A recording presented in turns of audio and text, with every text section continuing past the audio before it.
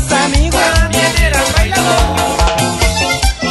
Ay, cómo no, saludamos a Promociones Corsa, allá en San Pedro Pochutla.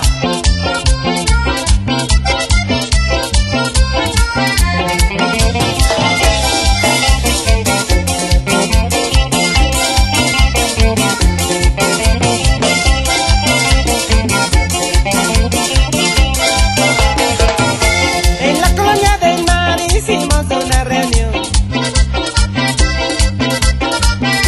sin saber que eran amigos, pero todo bailador.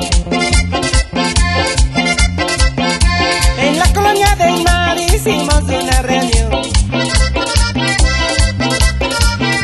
sin saber que eran amigos, pero todo bailador. Principalmente Fernando, También eran bailador. Franco y todos sus amigos, También eran bailador. el Changuito y su gordito, También eran bailador. Silvestre y sus dos amigos. También eran bailador.